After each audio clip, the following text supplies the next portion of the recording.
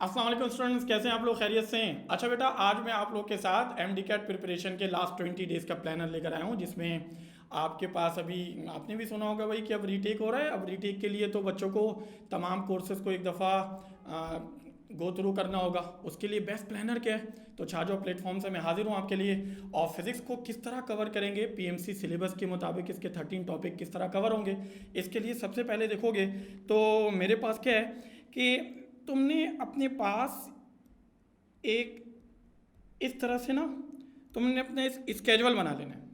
अच्छा, स्केजुअल बनाने के बाद सबसे इंपॉर्टेंट क्या है? ये वो तेरह तेरह टॉपिक हैं जिसको कवर करना है बच्चों। अच्छा, इन 13 टॉपिक्स को अगर नोटिस करो ना तो तुम्हारे लिए क्या है, तो सबसे पहले इसका लेक्चर रिवीजन होना चाहिए आपके पास, जो ऑब्वियसली आप लोगों ने अपनी क्लासेस में अटेंड किया होगा। और इसके साथ साथ छाजों पे हमारे रिकॉर्डेड लेक्चर भी अवेलेबल हैं, तो उसको भी आप देख सकते हो अच्छे तरीके से। और उसी के साथ साथ फिर बुक की रीडिंग है आपकी, और फिर बुकलेट के एमसीक्यूज़ को सॉल्व करो।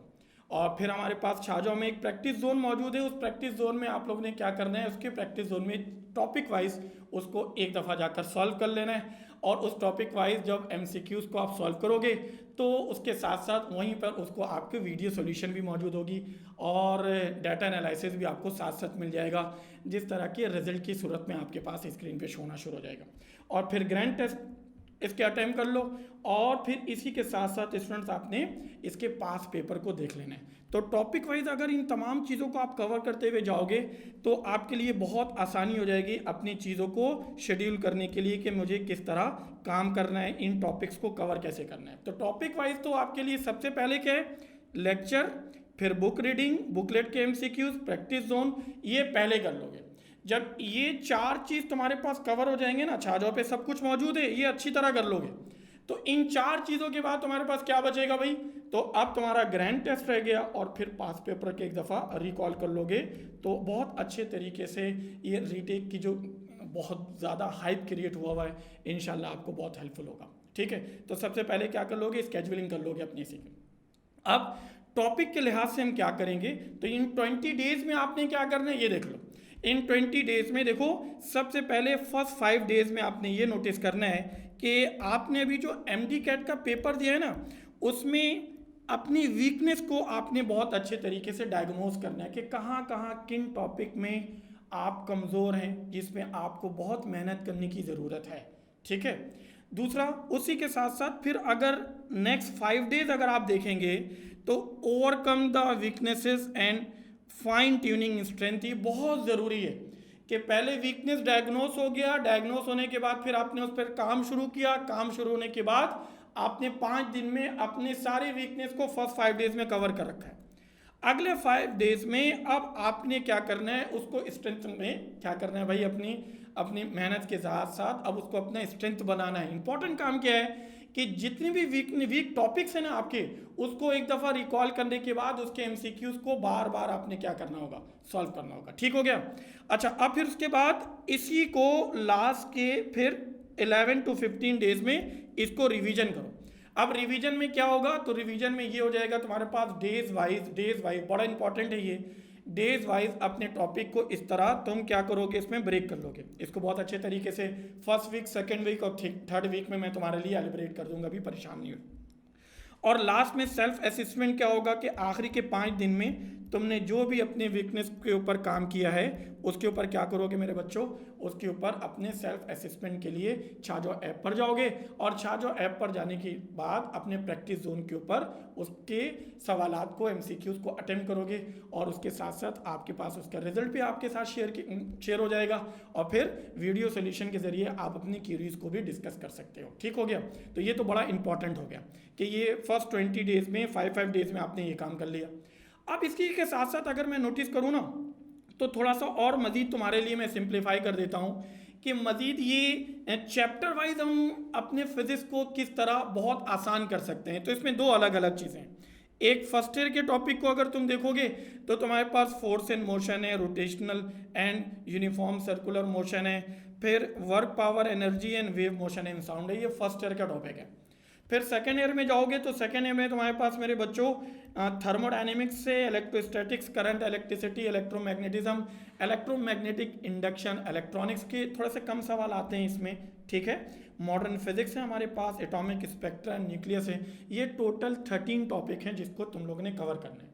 अच्छा, अब कवर करने के लिए इंपॉर्टेंट क्या है कि सर किस तरह हम करें, किस तरह डेज वाइज हम टॉपिक को डिस्कस कर लें। तो उसके लिए देखो सबसे पहले कि complete focus on your weakness में नंबर 1 क्या है। नंबर 1 पहले तो ये कर लो, लिसन आउट कंटेंट। सबसे पहले बहुत अच्छे तरीके से अपने कंटेंट को सिलेक्ट कर लिया, बहुत ज़रूरी है कि आपको टॉपिक वाइज अलग अलग कर लिया। दूसरे में आपको जब सवाल पढ़ोगे ना तो अंडरस्टैंडिंग स्टेटमेंट की बहुत ज़रूरी है, और हर सवाल में कुछ कीवर्ड्स आपको मिलेंगे, उसको हाईलाइटेड करते जाओ या बोल्ड करते जाओ, तुम्हारे लिए बहुत आसान हो जाएगा कि इन कीवर्ड्स को हम क्या करेंगे भाई, याद रखेंगे तो सवाल को पिक करना बहुत आसान हो जाएगा।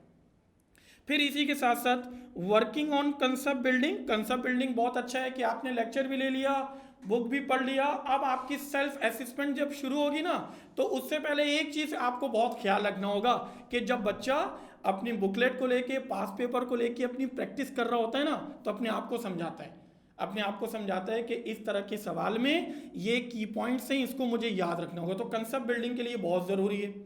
फिर नंबर 4 में देखोगे तो आपको अपने अपने कंसेप्ट को समराइज करना होगा।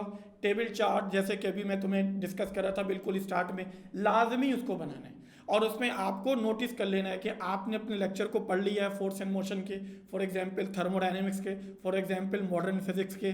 तो उसमें फोर्स एंड मोशन को जैसे जैसे आपने लेक्चर पढ़ना है, लेक्चर के कॉलम के साथ टिक कर लोगे। फिर बुकलेट के एमसीक्यूज को डिस्कस कर लिया, बुकलेट की रीडिंग भी हो गई, उसको भी टिक कर लोगे।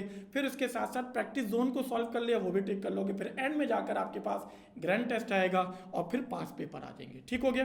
तो ग्रैंड टेस्ट और पास पेपर तो एक कंप्लीट पैकेज होगा आपको तैयारी करने के लिए, लेकिन उससे पहले तुम्हारे पास लेक्चर, उसके साथ साथ बुक की रीडिंग, बुकलेट को सॉल्व करना, प्रैक्टिस जोन, ये 4 चीज़ें बहुत ज़रूरी हैं। नेक्स्ट उसके बाद देखोगे तो नंबर 5 में रिवीजन कर लो। ऑब्वियसली रिवीजन बहुत ज़रूरी है, 1 मोर टाइम लेक्चर के लिए एक दफ़ा रिवीजन कर लोगे। और last but not the least MCQs को अटेम्प्ट करोगे, क्योंकि एग्जाम में आएगा ही एमसीक्यूज। ठीक हो गया ना। अगर इसी के साथ साथ मैं तुमसे डिस्कस करूं तो overcoming the weaknesses and fine tuning strength, ये कैसे अचीव हो सकता है। तो इसके लिए देखोगे नंबर 1 रिवाइजिंग वीक पॉइंट्स आपने डिस्कस किया through lecture and book reading. ये बहुत इंपॉर्टेंट है कि एक दफ़ा अपने की पॉइंट्स को बहुत ज़रूरी है आप पढ़ लें, और आपको पता है कि आपके वीक पॉइंट कहाँ हैं, कौन से टॉपिक आपको मुश्किल लगता है। अगर जो मुश्किल टॉपिक है ना उसको 2 बार पढ़ो, 3 बार पढ़ो, हो सकता है कोई टॉपिक ऐसा भी हो जिसको एक दफ़ा पढ़ोगे आपकी तैयारी हो जाएगी। लेकिन कुछ टॉपिक ऐसे ज़रूर हैं जिसको देखते ही आपको डर ज़रूर लगता है, आज भी डर लगता होगा, सर ये कैसे होगा। जैसे भी बहुत सारे बच्चे डर रहे हैं, सर रीटेक होगा, अब मेरा नंबर आएगा या नहीं आएगा। भाई आएगा, नंबर आएगा, कोई परेशानी नहीं, कोई आसमान से सवाल उतर के आने वाला नहीं है, सारी चीज़ें वही आएंगी, लेकिन शर्त ये है कि आपका फोकस बहुत अच्छे तरीके से ऑन रहे। बिल्कुल ठीक हो गया। नंबर 2 में अगर देखोगे तो तुम्हारे पास weekly self assessment and weakness through the MCQs. अब आपके पास जो 3 वीक एंड में रह गए हैं, उसको जैसे जैसे अभी मैं वीक वाइज जब तुमको डिस्कस करूंगा ना, यहाँ पर तीनों वीक का प्लान दे दूंगा एंड में अभी, तो आपने क्या करना है कि वीकेंड में उस तमाम को एसेस करना है, एमसीक्यूज अटेम्प्ट करके छा जाओ के ऐप से। प्रैक्टिस जोन तो बहुत अच्छे तरीके से तुम्हें मिल जाएगा। ठीक हो गया।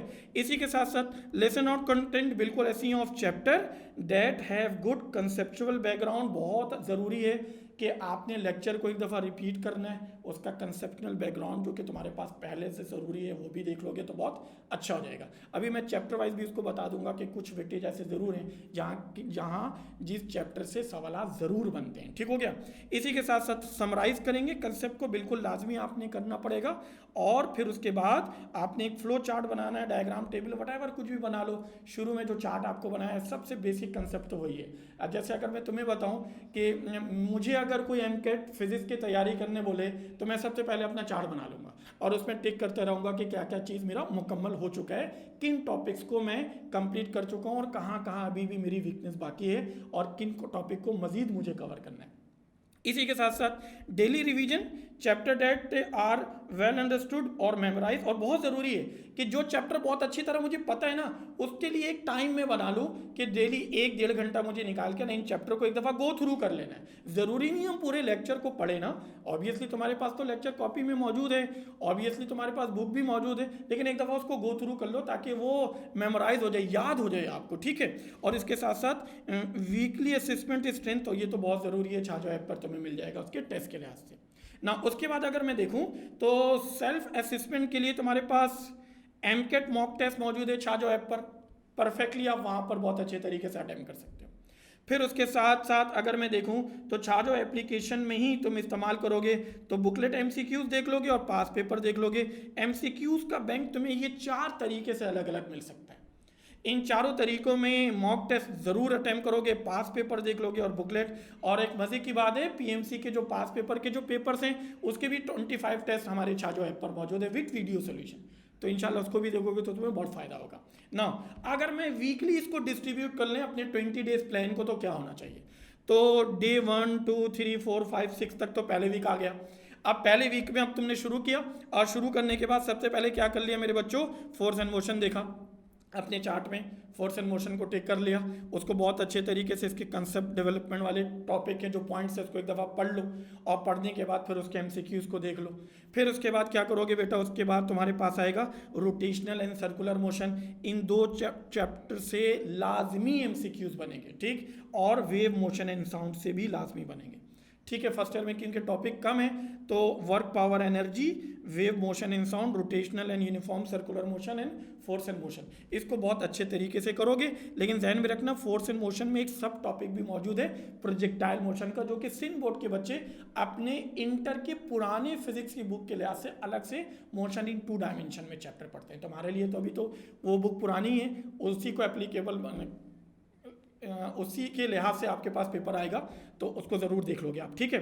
फिर उसके बाद अगर सेकेंड ईयर में डे 5 से आप स्टार्ट करोगे तो थर्मोडायनेमिक्स और इलेक्ट्रोस्टैटिक्स तुम्हें मिल जाएगा, इसको बहुत अच्छे तरीके से देखोगे। जब 6 दिन में ये टॉपिक तुम्हारे कवर हो चुके होंगे ना, 6 टॉपिक, तो फिर उसके बाद तुमने क्या करना है, संडे को अपने सेल्फ असेसमेंट के लिए छाजो ऐप पे सवाल को अटेम्प्ट कर लोगे, पीजी को सॉल्व कर लोगे, प्रैक्टिस उनको, ये बहुत ज़रूरी है तुम्हारे लिए।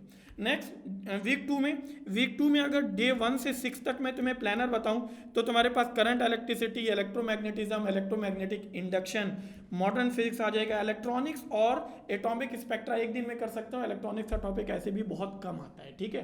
स्पेक्ट्रा के सवाल बिल्कुल आते हैं। और इसी के साथ साथ मेरे बच्चों एटॉमिक न्यूक्लियस, जिसमें आपके पास हाफ लाइफ है, ऑब्वियसली मीन लाइफ है, उसके साथ रेडियो एक्टिविटी का टॉपिक है, अल्फा बीटा डीके के सवाल भी आ सकते हैं, बिल्कुल आते हैं, तो वो प्रैक्टिस जोन में इसके सवाल भी आपके पास मौजूद हैं, बुकलेट पे भी मौजूद हो जाएगा, ठीक है। एक तो ये देख लोगे, और फिर संडे को क्या करना है आपने, फिर संडे को इन तमाम चीज़ों को एक दफ़ा क्या करेंगे, रिव्यू करेंगे। और रिव्यू करने के बाद जब 2 वीक में ये सारा काम हो चुका होगा ना 14 डेज में, तो 3rd वीक में मॉक टेस्ट अटेम्प्ट करोगे, फिर ग्रैंड टेस्ट अटेम्प्ट करोगे। तो मॉक टेस्ट अटेम्प्ट करोगे, ग्रैंड टेस्ट, और प्रैक्टिस एंड मोर प्रैक्टिस। जितनी ज़्यादा आप प्रैक्टिस कर सकते हो ना, वो सवाल जो एक दफ़ा तुमने कर लिया है ना, जिसका कंसेप्ट बहुत अच्छी तरह है, उसको भी एक दफ़ा गो थ्रू कर लो।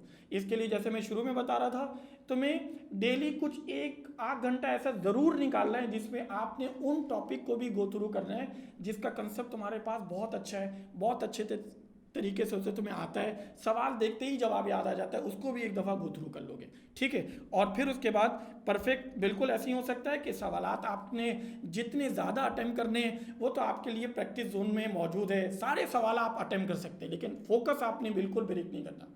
ये रीटेक हो रहा है, हमारे लिए भी पहली दफ़ा है, आपके लिए भी पहली दफ़ा है, तो इस प्लेटफॉर्म से आने का मकसद आपका ये था कि रीटेक में आपके जो आपके लास्ट 20 डेज है ना, इसको कैसे कीमती बना लिया जाए, किस तरह बच्चों की तैयारी अच्छी हो जाए। तो छाजो प्लेटफॉर्म में हम आपके लिए बिल्कुल हाजिर हैं, आपके खिदमत के लिए। तो अपने जो स्केड्यूल बनाओगे उसमें एंड में दोबारा मैं रिपीट कर देता हूँ, एक क्लास का लेक्चर तुम्हें, दूसरा तुम्हारे पास क्लास के लेक्चर के साथ साथ बुक की रीडिंग, बुकलेट के एमसीक्यूज, और उसी के साथ साथ तुम्हारे पास प्रैक्टिस जोन अटेम्प्ट करोगे तुम शुरू में टॉपिक वाइज। जब ये सब काम हो जाएगा तो एट द एंड तुम्हें क्या करना है मेरे बच्चों, एट द एंड तुम्हारे पास ग्रैंड टेस्ट और पास पेपर होगा। तो तुम्हारे लिए रिटेक वाले बच्चों के लिए तो बेस्ट ऑफ लक, इंशाल्लाह एवरीथिंग विल गो फाइन। जज़ाकल्लाह, अस्सलाम वालेकुम।